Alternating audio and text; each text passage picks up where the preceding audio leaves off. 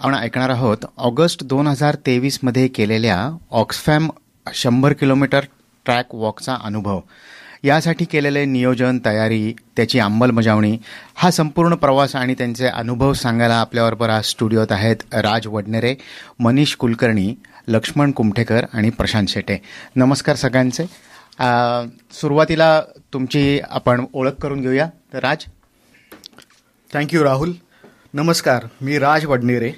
गेल्या 29 वर्षापासून सिडनीमध्ये राहतो आणि मी मेकॅनिकल मेंटेनन्स फील्डमध्ये आहे. मी आमच्या टीमतर्फे आजच्या कार्यक्रमासाठी राहुल तुझे आणि आकाशवाणी सिडनीचे आभार मानतो.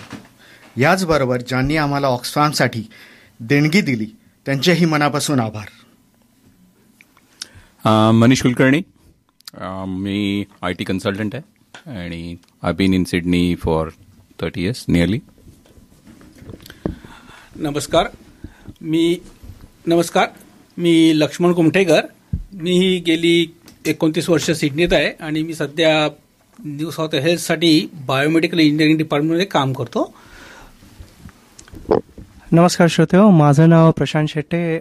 मी साधारणपणे 22 वर्ष सिडनीमध्ये आहे आणि मी देखील IT मध्ये पहिल्यापासून असून टेक्निकल लीडचं काम करतो.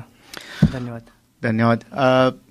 तसं बघायला गेलं तर सगळ्यांचे आपले डेस्क जॉब्स आहेत म्हणायला हरकत नाही.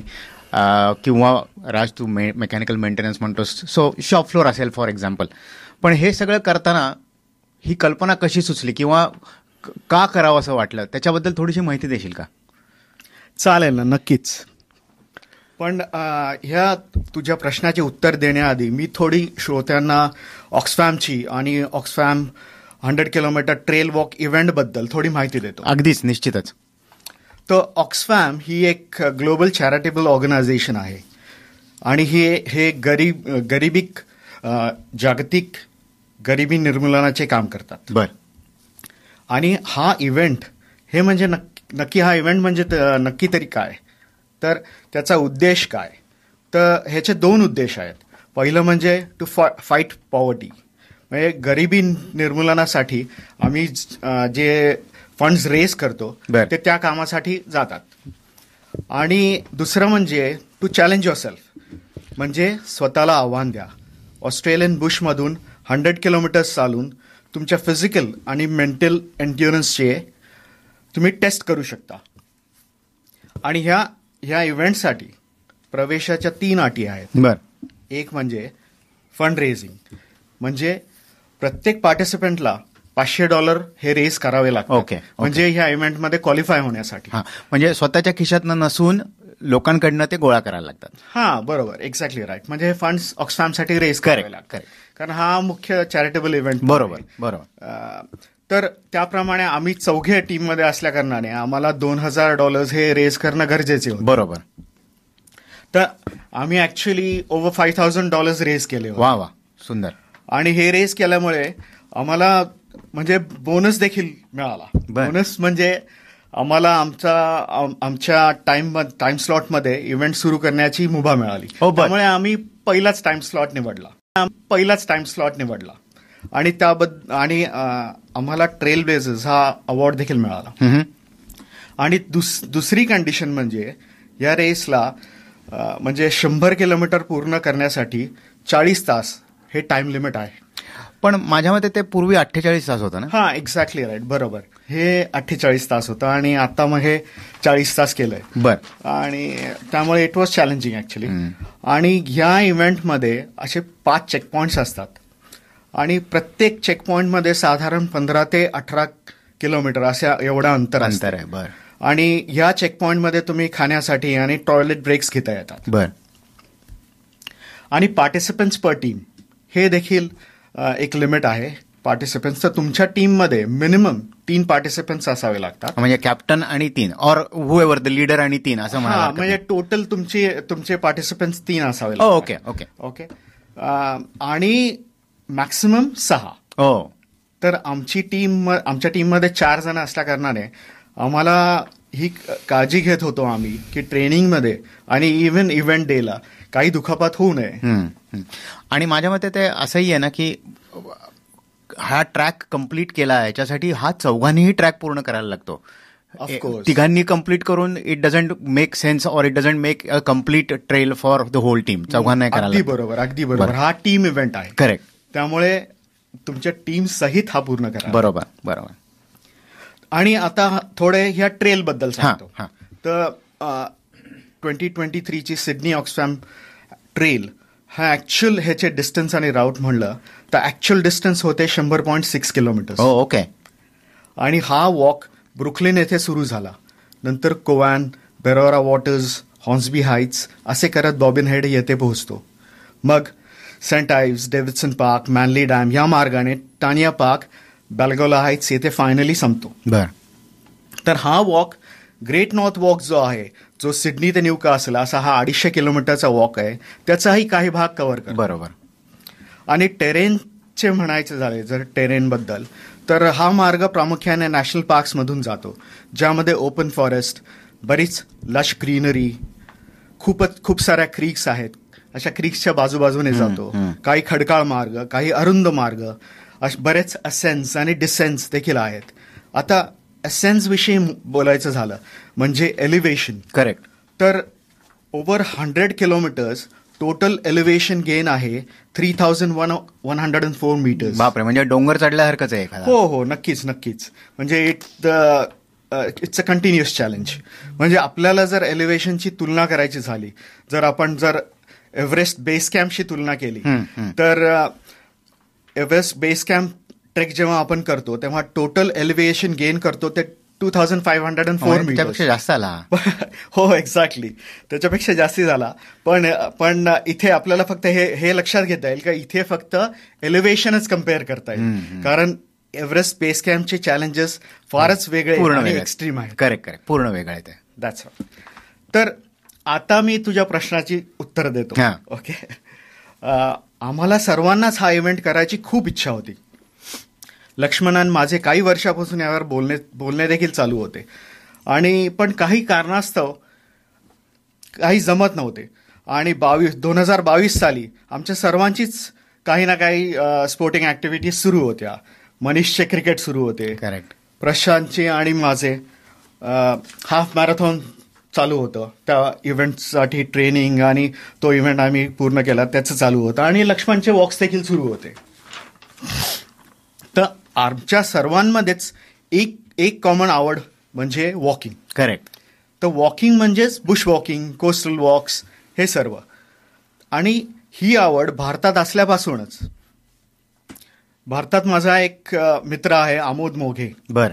तर त्याच्यामुळेच मला ट्रेकिंग, हायकिंगची आवड निर्माण झाली. आमोद बरोबर टीनेज आणि युथमध्ये सह्याद्रीत बरेच ट्रेक्स केले. बरं. आम्ही सर्वांनीच भारतात ट्रेक्स केले आहेत.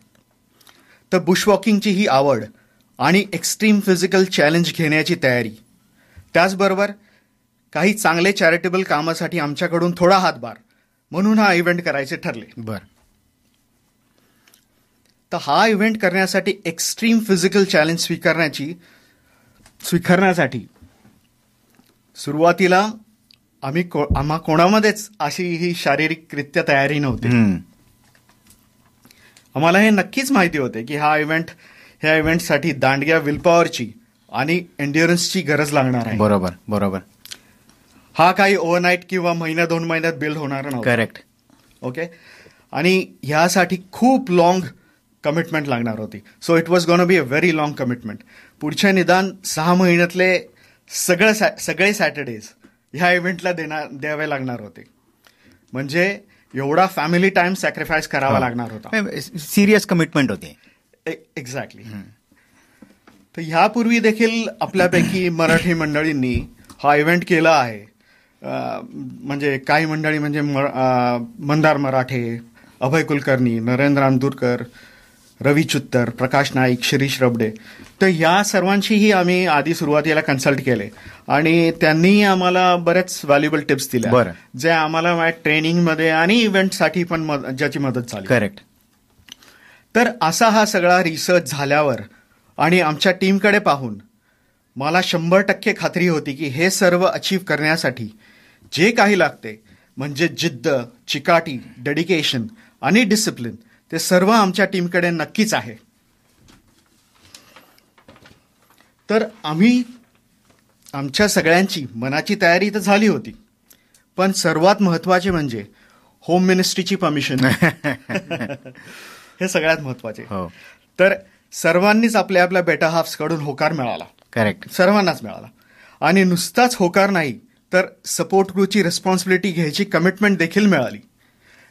Feeding us during the event was a mammoth task, ज्याच्याशिवाय आम्हाला हा इव्हेंट पूर्ण करणे शक्यच नव्हते.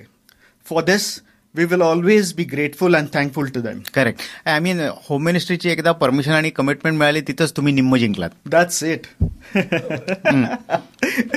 तर असे सगळे हे असे ग्रीन टिक्स मिळाल्यावरच आम्ही मार्च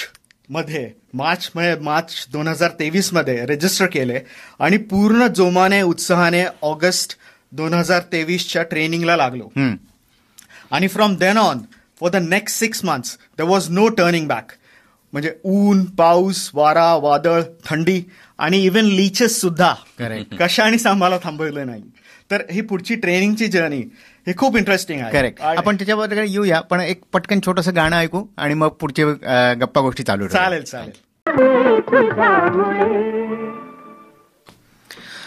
तर राज, धन्यवाद. तू आधी ही खूप छान माहिती दिलीस. पण आता आपण आपल्या पुढच्या प्रश्नाकडे वळूया, तो म्हणजे ह्याची सगळी तयारी आणि ट्रेनिंग. तर मनीष, काय सांगशील त्याबद्दल? थँक्यू राहुल. जसं राज आधी म्हणाला की होम मिनिस्ट्रीकडनं परमिशन मिळाली, आणि मिळाली का मिळवली याच्यात खूप फरक आहे. सो आपण त्याच्यावर नंतर बोलूया. काही जणांची होम मिनिस्ट्री इथे आहे. So once again thank you to the entire support crew. Coming back to तुझ्या प्रश्नाकडे येतो आता, अबाउट द ट्रेनिंग. तर ट्रेनिंग सुरू करायच्या आधी आम्ही आमचा प्लॅन ठरवला होता, आणि that started from actually the gear, म्हणजे preparing for the gear. Because हा ट्रेल आहे, so it's a trek. So सगळ्यात इम्पॉर्टंट म्हणजे शूज. करेक्ट. सो स्पेसिफिक ट्रेकिंगचे शूज मिळतात की ते बाय करणं मस्ट होतं आमच्यासाठी. द ॲडव्हान्टेज ऑफ त्या शूजचं सगळ्यात जास्त ॲडव्हान्टेज की ते प्रॉपर ग्रिप प्रोव्हाइड करतात. तुझे नॉर्मल क्रॉस ट्रेनर्स ते उपयोगी येत नाहीत बऱ्याच ठिकाणी, कारण की there are different conditions, mountains आहेत, वेट कंडिशन्स आहेत. So you need proper shoes. So आम्ही ते वॉटरप्रूफिंग, ग्रिपिंग, लीचेस पासून थोडंसं protection. Correct. Everything should come in. Correct. The next thing म्हणजे काही जणांना एकदम छोटी गोष्ट वाटेल ही की सॉक्स.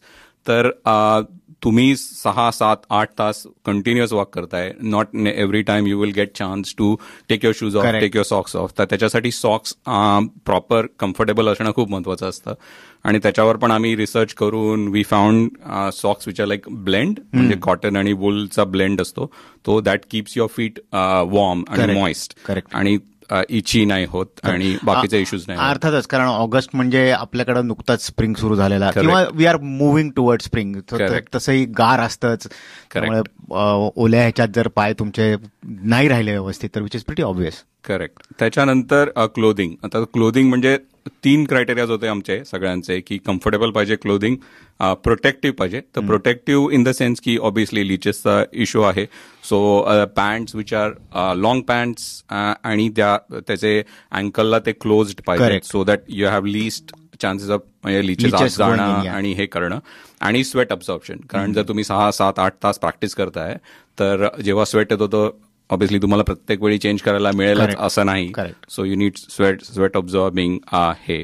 त्याच्यानंतर बॅकपॅक. सो बॅकपॅक, ट्रेकिंगचे बॅकपॅक स्पेसिफिक मिळतात, ज्याच्यामध्ये there is a thing called camel pack. जे नॉर्मल ट्रेकर्स आहेत त्यांच्यासाठी एक कॉमन नॉलेज आहे की कॅमल पॅकमध्ये तुम्ही पाणी भरून ठेवू शकता आणि त्याला ट्यूब असते. So you can drink water while walking. त्यामुळे तुम्हाला वॉटर बॉटल कॅरी करायला नको, किंवा थांबून पाण्याच्या बाटलीने पाणी प्यायला नको. तुम्ही चालता चालता पाणी पिऊ शकता. सो त्या सगळ्या गोष्टी आम्ही डिसाईड केल्या. त्याच्यानंतर मी ट्रेनिंगला थोडंसं लेट सुरुवात केली.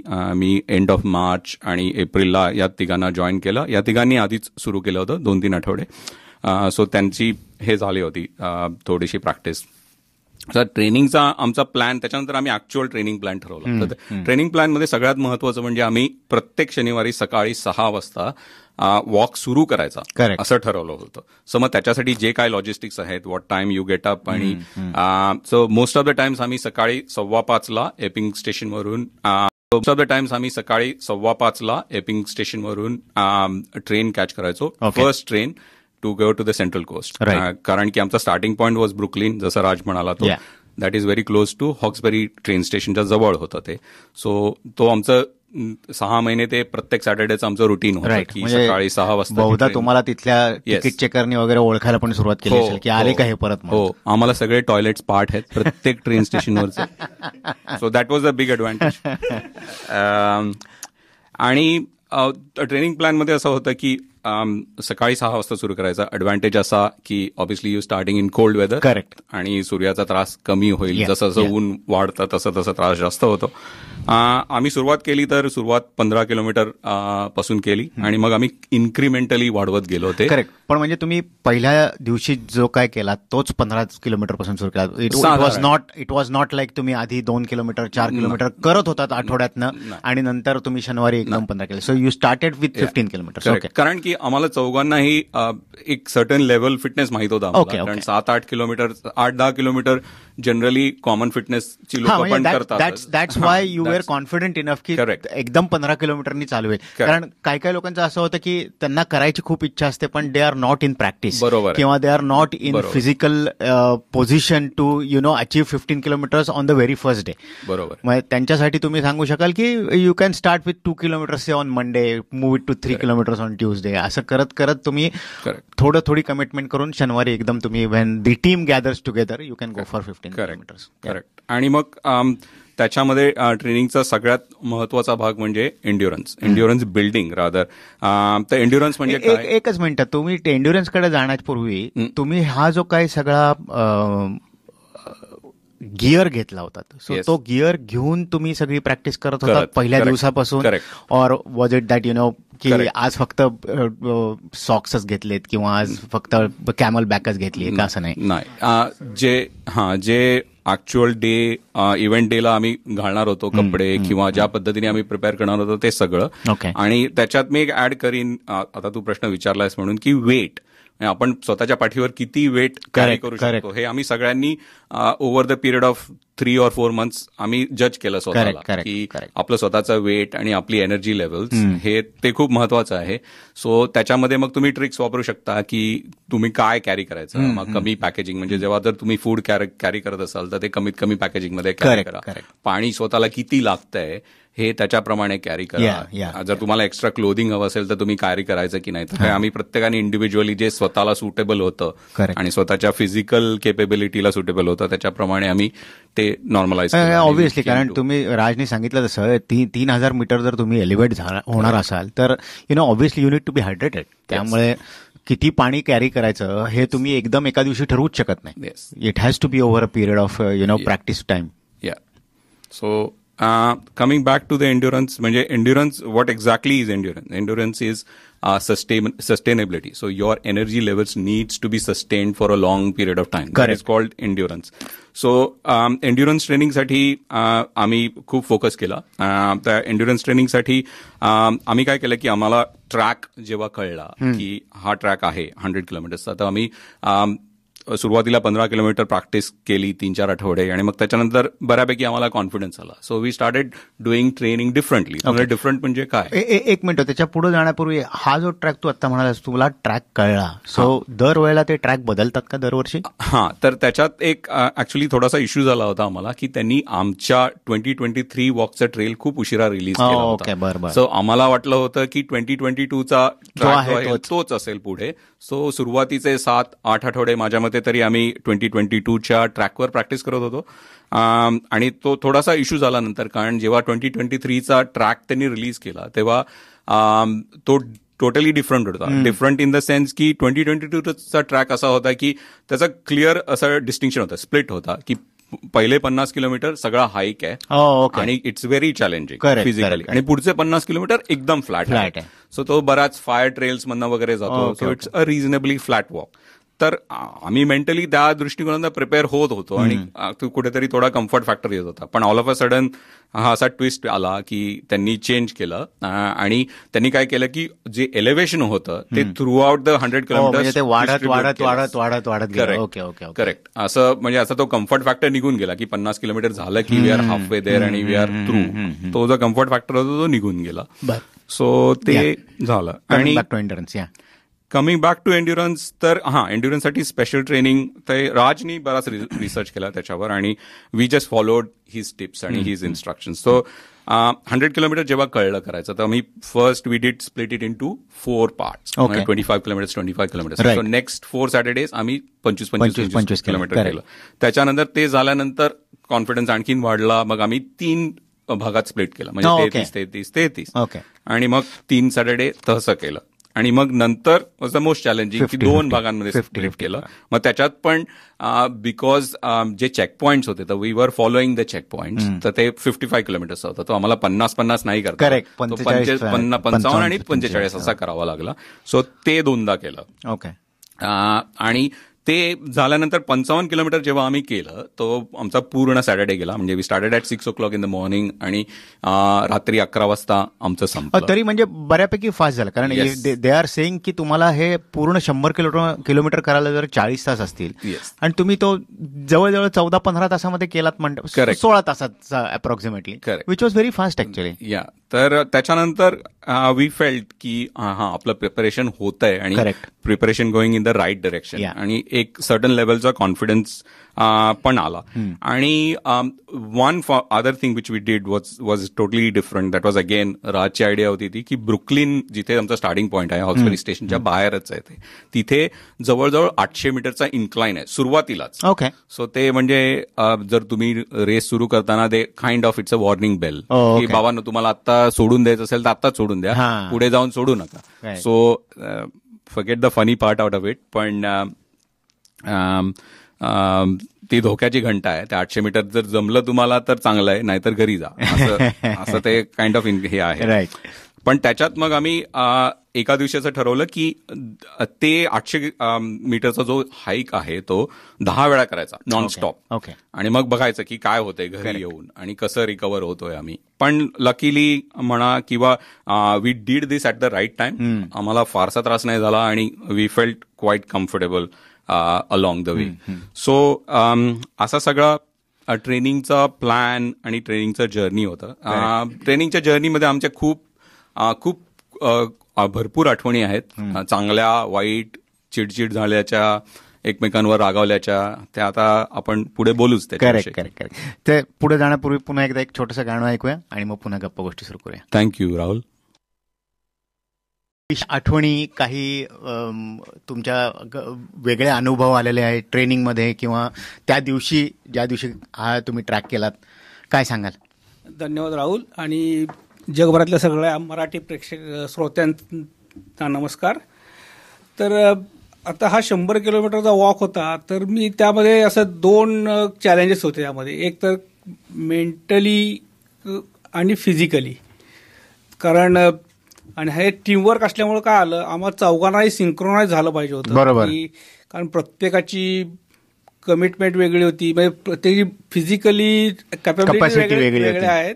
त्याचबरोबर तुमचा तो आठवडा कसा गेला होता, त्यावरती तुम्ही शनिवारी कसं रिॲक्ट होता ते होतं. त्यानंतर तुमचे बाकी जे काही वर्क प्लेसचे हे असेल किंवा फॅमिलीचे कमिटमेंट्स ह्याचंही डोक्यात चालू असायचं. म्हणजे बऱ्याच जणांचे काही प्रोजेक्ट चालू होते, त्यांना ऑफिसमधनं फोन यायचे कधी आणि काय काय व्हायचं ऑन द ट्रॅक, तेही होतं. त्यामुळं काय व्हायचं की सगळ्यात महत्वाचं म्हणजे आम्हाला फिजिकली नाही तर सगळ्यांना आम्हाला मेंटली सिंक्रोनाइज व्हायचं होतं. तर हा एक भाग होता. तर तो जसं मनीष म्हणाला तसं 6-6 महिन्यामध्ये आम्हाला तो बरंचसं कव्हर करता आलं. कारण व्हायचं काय की सुरुवातीला एखाद्याची बॉडी पहिल्या 5 किलोमीटरमध्ये चांगली असायची, नंतर तो हे म्हणजे त्याचा प्रत्येकाचा हे रिदम वेगळा होता. तर तो सिंक्रोनाइज करायला बराच वेळ गेला. आणि पण तो बिफोर हे झाला तो नाही. आणि मगाशी तुम्ही म्हणलात तसं ना की it is a team event.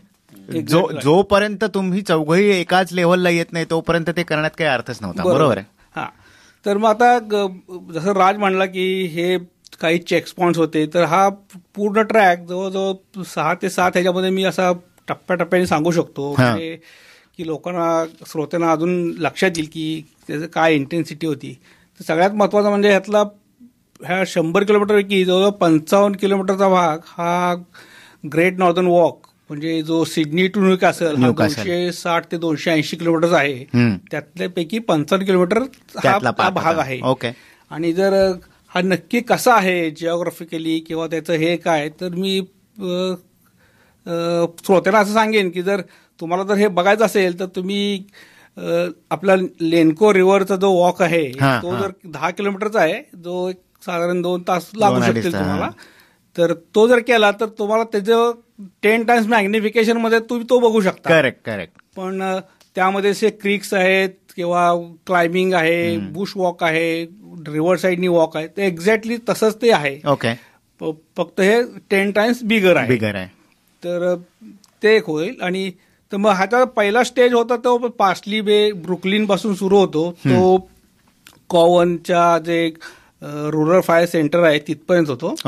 तर हा जो साधारण 13 ते 14 किलोमीटरचा वॉक आहे, तर साधारण आम्हाला तो 4 तास वगैरे लागायचा. आणि सुरुवातीचं बघाशी जसा मनीष म्हणला की सुरुवातीचे 600 ते 800 मीटर्स इन्क्लाइंड आहे, ते म्हणजे एखाद्याला सकाळी झोपेतनं उठल्या कानाखाली द्यावी आणि तो तसा हे होतो, झटकून जागा होतो, तसं हे होतं की गेल्या 600 मीटर चढायला जवळजवळ मला वाटतं इतका स्टीप आहे की तो आम्हाला 9 मिनिटं लागायची. बऱ्यापैकी लागायची. म्हणजे तो इतका स्टीफ. आय वुड स्टील से की 9 मिनिटं म्हणजे तशी तुम्हाला कमीच लागायची, कारण नॉर्मल माणसाचं चालणं बघितलं तर साधारण तासाभरामध्ये 5 ते 6 किलोमीटर होतं, म्हणजे साधारण 10 ते 12 मिनिटं लागतात एका किलोमीटरला. तुम्ही जर 800 मीटर 9 मिनिटांमध्ये चढत असतात तर इट वॉज रिअली फास्ट. बरोबर आहे. बरोबर. तर मग पुढे नंतर तो ब्रुकलिनला जाऊन मग नंतर त्याला उतार आहे, आणि मग तिथं जेरुसलम बे म्हणून सुंदर स्पॉट आहे. तर मी श्रोत्यांना नक्की सांगेन की तुम्ही जर बघायचं असेल तर तुम्ही कोवन स्टेशनला उतरा, तिथून हा एक 2-2.5 तासाचा हे आहे, वॉक आहे. जेरुसलम जाऊन परत येऊ शकता. आणि पण सुंदर स्पॉट आहे, तर मी सगळ्यांना रेकमेंड करेन की तुम्ही जरूर जाऊन बघा. म्हणजे तेवढ्यासाठी तुम्हाला एंड्युरन्सची गरज नाही, तुम्हाला ट्रेनिंगची गरज नाही, नॉर्मल वॉक आहे जो की नॉर्मल नाही पण आहे. ठीक आहे, म्हणजे की जो प्रॅक्टिसमध्ये नाही माणूस तो सहजासहजी करू शकतो. बरोबर. आणि मग त्यानंतर दुसरा स्पॉट येतो. दुसरा स्पॉट आहे तो RFS रुरल फायर सेंटर पासून ते क्रॉसलँड रिझर्व्ह पर्यंत जातो. तर हा साधारणपणे 15 किलोमीटरचा वॉक आहे. आणि ह्याला आम्हाला साधारण 6 तास वगैरे लागायचे, कारण ह्याच्यामध्ये काय आहे, सगळ्यात फिजिकली चॅलेंजिंग हे इथं आहे. म्हणजे second section of your walk. त्याच्यामध्ये पहिलं म्हणजे आम्ही 14 किलोमीटर चालवल्यानंतर तो सकाळचा वेळ होता, त्यामुळे ऊन नसायचं. इथं ऊन सुरू व्हायचं. करेक्ट. आणि त्याच वेळेला इतका तो स्टीप चढ आणि उतार होते की एका ठिकाणी ते इतका स्टीप आहे की ऍक्च्युली लिनियर डिस्टन्स जर तुम्ही बघितलं तर ते फक्त 60 मीटरच आम्ही कव्हर केलंय. पण ऍक्च्युली आम्हाला वर चढायला जवळ 250 मीटर लागायचं. त्यामुळं इतकं हे होतं, त्यामुळे इथं बराच वेळ जायचा. आणि साधारण मला वाटतं आमचं साधारण ऍव्हरेज ह्या रेंजमध्ये 2.2 किलोमीटर्स पर आवर असं इतकं होतं. नाही, अर्थातच, कारण एवढं स्टीप असेल तर तेवढा वेळ लागणारच ऑब्व्हियसली. पण मस्त म्हणजे काय, आम्हाला ते बोरारा वॉटर्सला जाऊन तिथली सिनरी बघायचा फार आनंद वाटायचा. त्यामुळे तिथं फार सुंदर तो स्पॉट आहे. बरेच जणांनी बघितला पण असेल, तर फार सुंदर स्पॉट आहे. So that became your motivation की हा स्टीप चढल्यानंतर आपल्याला छान पाणी दिसणार. बरोबर. आणि मग तिथून तिसरा स्टेज येतो तो क्रॉसलँड ते बॉबिन हेड. तर मग ह्या पॅचमध्ये ना बरेच लिचेस वगैरे होते. कारण तो सॅम क्रीक नावाचा जो एरिया आहे तिथं लिचेस, कारण आम्ही जेव्हा प्रॅक्टिस करायचो तेव्हा तो लिचेससाठी स्प्रे वगैरे मारून तुम्ही जात असाल, त्यासाठी तो चांगला होता. तर हा पण आम्हाला जवळ साधारण 4 तास लागायची हा पॅच करायला. पण मला एक सांग की हा जो लिचेसचा हे होता किती रक्त वाया गेलं. कारण लिचेस सगळ्या स्वतःला माहीत नसेल, पण लिचेस जर तुमच्या मोज्यामध्ये वगैरे शिरल्या तर दे बाईट व्हेरी बॅड आणि खूप रक्त म्हणजे येऊ शकतं. बरोबर. तर त्यासाठी तुम्ही काय केलं किंवा आणि किती तुम्हाला त्रास झाला त्याचा? हा, तर ह्यामध्ये सगळ्यात म्हणजे चांगली गोष्ट माझ्या दृष्टीने होती की मला एकदाही चालवी नाही. अरे वा, यू गॉट लकी देन. पण बाकीच्याला सगळ्यात जास्त राजला त्रास झाला. मला काय माहित नाही कारण, पण त्यामुळं गोड आहे. गोड आहे म्हणून तो फार गोड प्राणी आहे. त्यात मला वाटतं त्यामुळं तुम्ही जर त्याला असं खाजगीत भेटलं तर तो तुम्हाला पीएचडीचं एवढं लिचेसवरची माहिती देऊ शकेल, एवढं त्यानं हे केलेलं आहे. हे सांग ना राज. पण ऍक्च्युली लिचेस म्हणजे हार्मलेस असतात. ते फक्त म्हणजे त्यांच्यामुळे काय इन्फेक्शन होतं वगैरे नाही. त्यांचं म्हणजे ते ब्लड सक करतात, मोठे होतात, त्यांचं पोट भरलं की पडून जातात. म्हणजे त्रास काय पुढे नाही. It is not like a spider की तुम्हाला विषबाधा वगैरे झाली, तसं काही नाहीये. पण तरी सुद्धा at the end of the day it is very painful. I can understand that. एकदा तर आम्ही C4 वरून मॅनलीला जातो, स्पीडच्या इथे आम्ही थांबलो, ब्रेक घेतलेला होता. आणि त्यावेळेला मला आठवतं मनीष आणि मी आम्ही आमचे सॉक्स काढले, आमच्या सॉक्समध्ये लिचेस होते. लिचेस काढत होतो आम्ही ते, आणि लिचे असं स्टँडअप करून असं नाच करत होते आमच्याकडे. लिटरली तेवढी परिस्थिती, आम्ही काढून फेकत होतो. एवढ्या लिचेस चावलेल्या आहेत आणि कळतच नाही तुम्हाला. करेक्ट. तो जेव्हा तुम्हाला ते नंतर स्टिंग होतो तेव्हाच तुम्हाला लक्षात येतं की लिचेस गेले. ते स्टिंग पण असं ते स्टिंग करतं आणि तिथला तो एरिया लोकल तो मला अॅनेस्थेटिक होतो आणि मग तो आरामात ऑन टाइम मध्ये चालू असतं त्याचं. एनिवे आपण पुढे जाऊया. तर मग हा क्रॉसलँड तर ब्रुकलिन बॉबिन हेड हा 15 किलोमीटरचा पॅच आहे. तर तिथं साधारण आम्हाला 6 तास वगैरे लागले. तर सगळ्यात कारण महत्वाचं इतका वेळ लागायचा म्हणजे एक तर तो रेस्ट एरिया होता, त्यामुळे आम्ही सगळे जरा विश्रांती घ्यायचो. त्याचं जरा खाणं व्हायचं, त्यामुळे जरा सुस्ती यायची. त्यामुळे पुढचा पॅच करायला हे व्हायचं म्हणजे पुन्हा रिझम येण्यासाठी किंवा बॉडी वॉर्मअप होण्यासाठी वेळ जायचा. आणि मग ह्यातून पुढे गेलं की मग ऍक्च्युली जसं मनीष मगाशी म्हणला की आम्हाला ट्रॅक माहीत नव्हता, तर आम्ही असंच पुढे चालत, फक्त माहिती होती की ग्रेट नॉर्दर्न वॉक वरतीच आहे, त्यामुळे आम्ही तो चालत राहायचो. तर मग आम्ही असंच पुढं चालत जायचो. मग हॉर्सबी हाईट जो गास्टोन गॉर्जेस वगैरे आहे तो एरिया सुद्धा सुंदर आहे. पण हा ऍक्च्युली ऑक्सफॉर्मचा ट्रॅक आहे तो क्रॉसलँड सोडल्यानंतर एक 10 किलोमीटर नंतर तुम्हाला एक मक्काय फायर ट्रेल म्हणून आहे. ओके. तिथून तो असा डायव्हर्ट होऊन तो ऍशक्विथकडे जातो. ओके. तर मग तो आम्हाला नंतर उशिरा काढला आणि तिथं ऍक्च्युली ते मार्किंग पण नव्हतं. तर टू बी ऑनेस्ट आम्ही सगळ्यांनी मिळून ओके.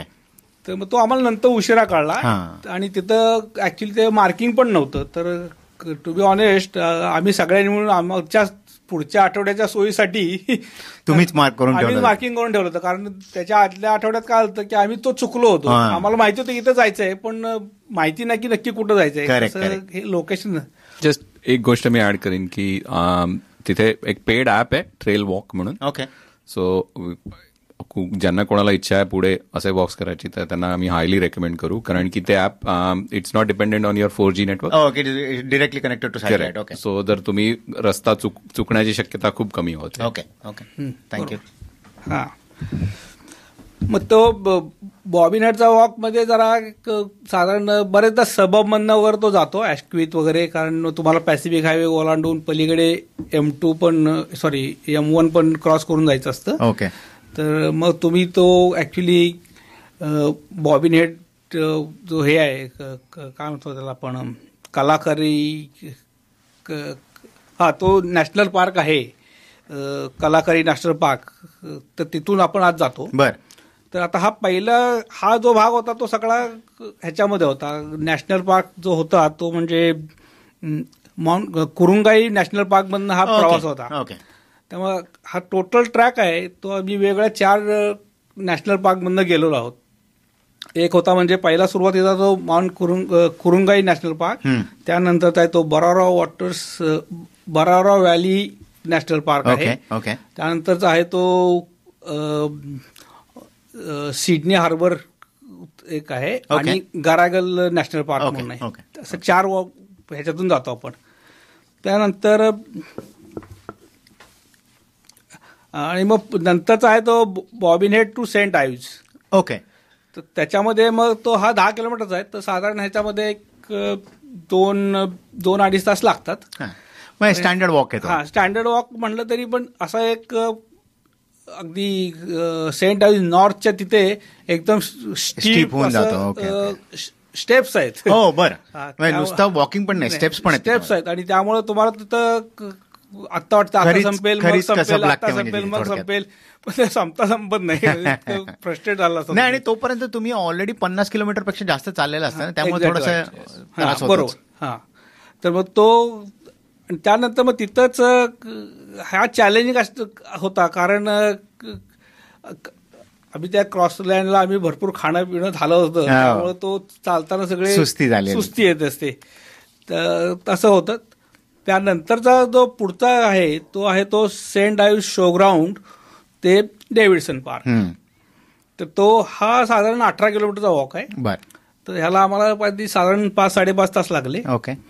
तर हा कसा आहे, तो मोनावेल रोड क्रॉस करून सेंट आयव्ज ह्याच्यामध्येच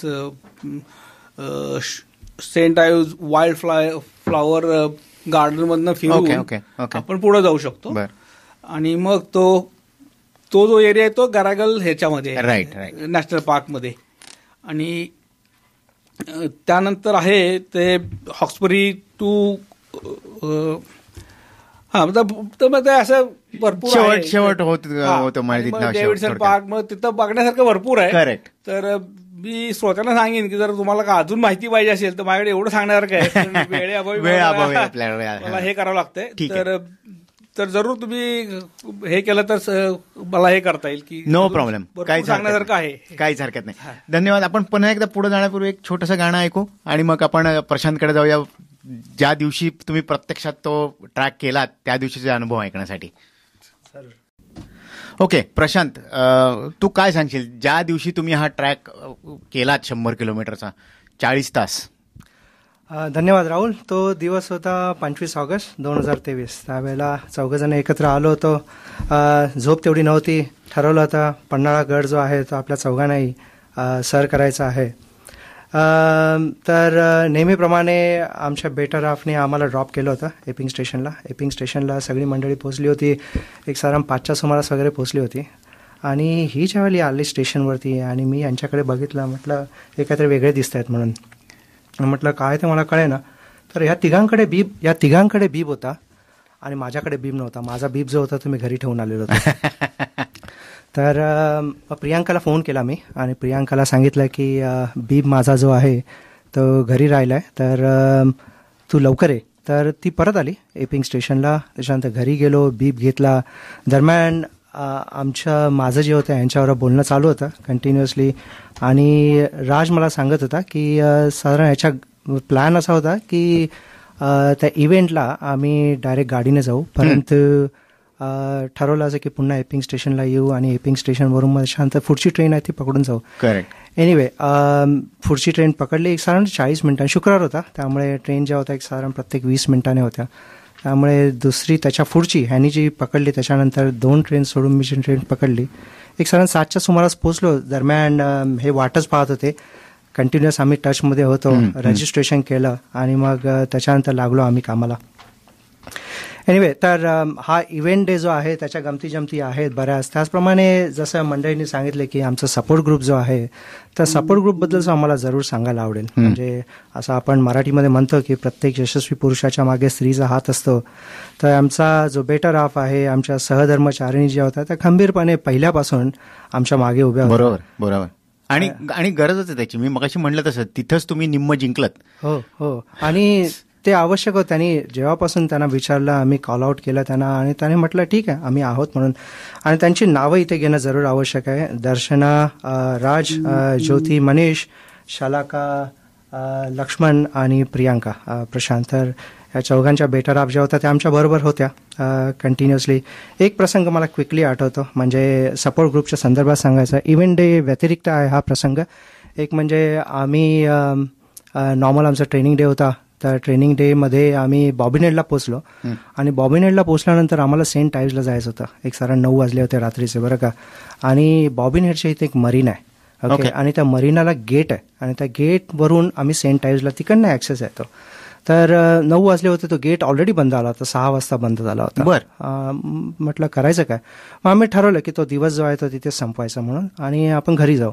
बरं, प्रॉब्लेम असा होता की त्याच्यानंतर आम्ही ठरवलं जायचं कसं काय घरी, कारण तुम्ही बॉबिनेडच्या वरून ज्यावेळेला बॉबिनेडला खाली येता तर बरंच डिस्टन्स आहे तसं आणि गाडी येऊ शकत नाही असं आम्हाला कळलं. एनिवे दर्शनाला आम्ही कॉल केला आणि राजने कॉल केला आणि सांगितलं की तू येऊ शकते का. तर आठवतं आम्हाला, आम्ही ती खाली येऊ शकत नव्हती, ती वरती थांबली होती तिथे. आम्ही वरती चालत गेलो. आम्ही साधारणपणे 1-1.25 तास चाललो असो वरती गेटपर्यंत जायला. तिने पिकअप केला आम्हाला आणि त्याच्यानंतर बाकीच्या 3 जणी ज्या होत्या त्या आम्ही राजच्या घरी जाऊन त्याच्यानंतर त्यावेळेला आम्ही रात्री 12:30-1 वाजता जेवण केलं होतं. म्हणजे एवढं डेडिकेशन होतं या चौघींचंही आणि त्या एकत्र असायच्या सतत आम्हाला सपोर्ट करायला. सपोर्ट ग्रुपबद्दल क्विकली सांगायचं म्हटलं तर सपोर्ट ग्रुपने स्वतः इनिशिएटिव्ह घेऊन त्यांनी गाडी हायर केली. गाडीमध्ये सर्व सामान इव्हेंट डेच्या दिवशी टाकलेलं होतं. सामान एवढं भरलेलं होतं की ते उंदीर घुसायला असं जागा नव्हती. म्हणजे एवढं सामान होतं आणि ते कसं मॅनेज करत होतं खरोखर त्यांना माहिती आहे.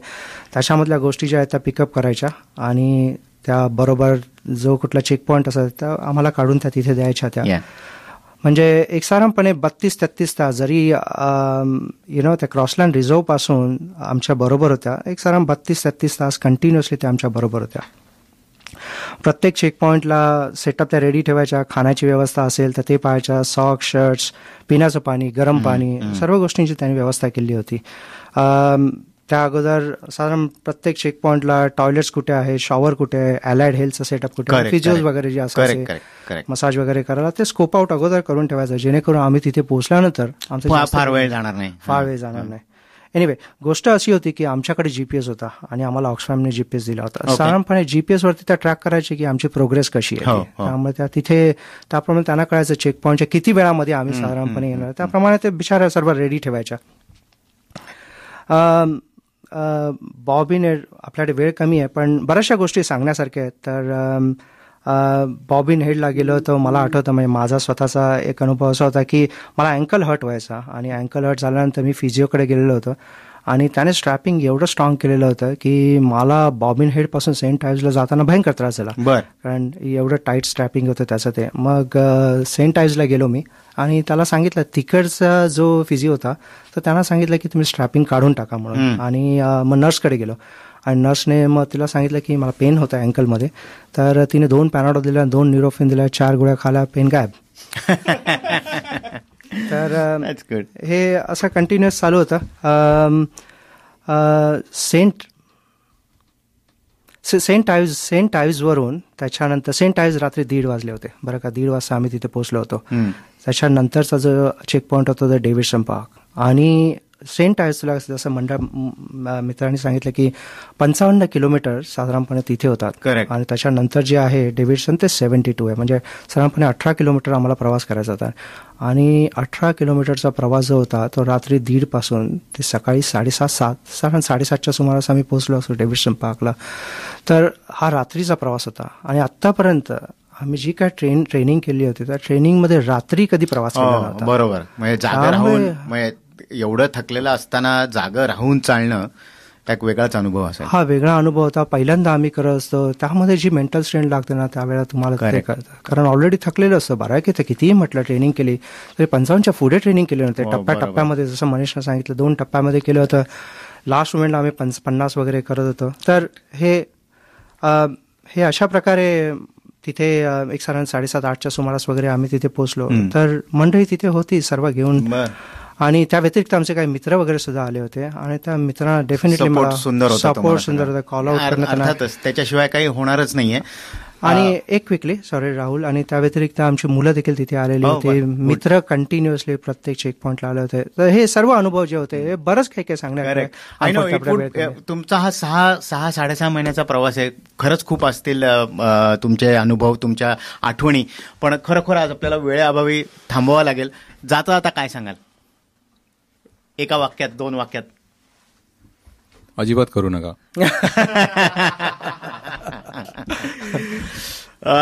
मी म्हणेल जरूर करा. तर actually health is your actual wealth. आणि कोणीही कुठल्याही वयात कुठलीही ऍक्टिव्हिटी करू शकतो. Okay, age is no bar. Correct. आणि your body is amazing. It can adopt to anything you put it through. Correct. So yeah, go for it. Absolutely. Thank you. श्रोते हो, आजच्या कार्यक्रमाची वेळ आता संपत आली आहे. आपण पुन्हा भेटूया पुढच्या रविवारी सकाळी 11 वाजता. मी राहुल कुलकर्णी आता आपला सगळ्यांचा निरोप घेतो. मी पुन्हा एकदा राज, मनीष, लक्ष्मण आणि प्रशांत तुमचे आभार मानतो. तुम्ही इथं आलात, तुमचे अनुभव आमच्याबरोबर तुम्ही शेअर केलेत त्याबद्दल तुमचे पुन्हा एकदा धन्यवाद. Thank you Rahul. Thank you Rahul. Thank you Rahul.